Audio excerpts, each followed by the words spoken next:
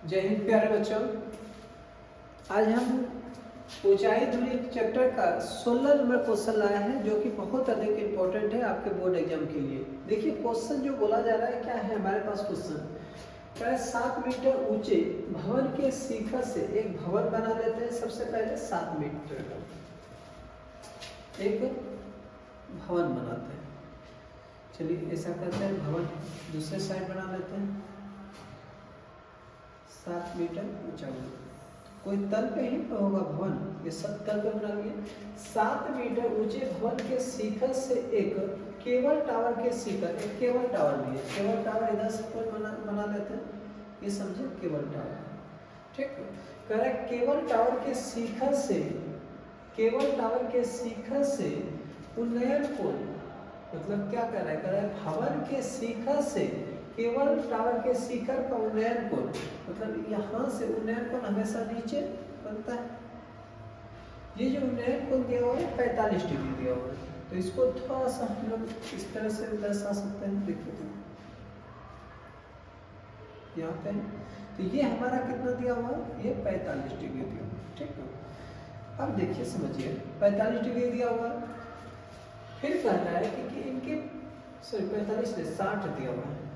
कितना दिया हुआ है, 60 दिया हुआ है, ये 60 दिया हुआ है।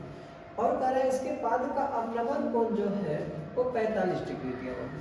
अवनमन कोण, पाद मतलब निचला पोजीशन को लोग पाद बोलते हैं। यहाँ से इसका जो पाद बनाया गया है ये दिया है 45। अवनमन कोण का मतलब क्या हो गया, ऊपर से देखा जा रहा है ये 45 डिग्री हो रहा है, इसका मतलब एकांतर कोण से ये भी हमारा 45 डिग्री हो जाएगा। ठीक है, अब यहाँ पे देखिए नाम रख देते हैं A B C D E, जो आपको इच्छा है वो मान रख सकते हैं। ठीक है, ये फिगर हमारा बन गया।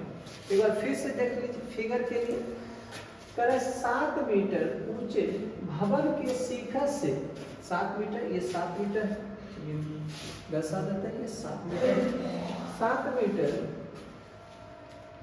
भवन के शिखर से एक केबल टावर के शिखर का उन्नयन कोण ऊपर से देखा जाता है, मतलब नीचे से ऊपर देखा जाता है।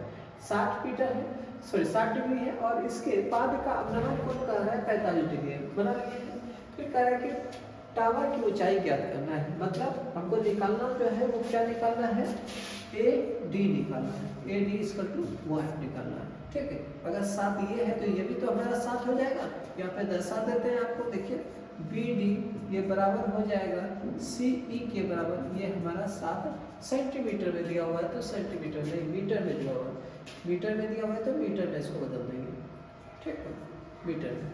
अब यहाँ पे समझिए कि दोनों त्रिभुज, अगर हमारे पास 2 त्रिभुज बन रहा है, ए बी सी एक बन रहा है, एक बन रहा है हमारे पास, क्योंकि कोण यहाँ पे बना हुआ है तो ये इधर से बन रहा है, सी डी ई बन रहा है। इसमें से कॉमन पार्ट देखिए तो डी ई हमारे पास आ रहा है, तो इसको ऐसा कर लेते हैं त्रिभुज ए बी सी में, ये तो ए बी सी को छोड़ देते हैं, पहले नीचे वाले कर लेते हैं। नीचे वाला हमारे पास क्या दिया हुआ है, त्रिभुज देखिए तो सी डी ई में, सी डी ई में, इसमें से tan 45 डिग्री का मान निकाल लेते हैं। 45 डिग्री तो थीटा के सामने वाला पी, सी ई बटे क्या हो जाएगा, ई डी हो जाएगा। tan 45 का मान 1 होता है, 1, इसका मान दिया हुआ है 7 बटे ई डी, क्रॉस मल्टीप्लिकेशन कर लेंगे, ई डी बराबर हमारा कितना आ जाएगा, 7 हो जाएगा। ठीक है, हमारा इसका मान जो है 7 आ गया।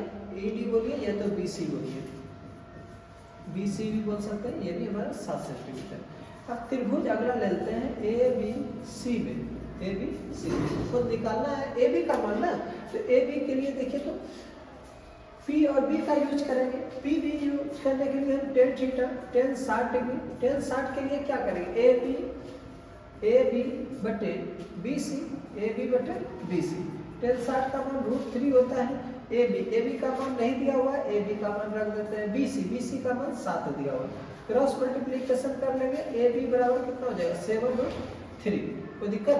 अब देखिए यहाँ समझिए, अब जो हमारे पास दिया हुआ है टावर की ऊंचाई है,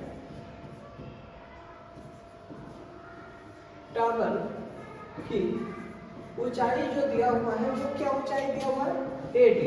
ए डी को हम लोग लिख सकते हैं A B plus B D. अब ए बी का मान निकल चुका है 7√3 प्लस बी डी का मान देखिए तो 7 पहले से दिया हुआ है, बस 7 हम कॉमन ले लें तो क्या हो जाएगा √3 + 1, ये मीटर है, यही तो हमारा आंसर आ जाएगा। देखिए तो किन्हीं बच्चे को यहाँ तक अगर प्रॉब्लम है तो हमें कमेंट कर सकते हैं, फिर इसके बाद ये तो दोबारा वीडियो देखिएगा तो आपको समझ में आ जाएगा। Thank you.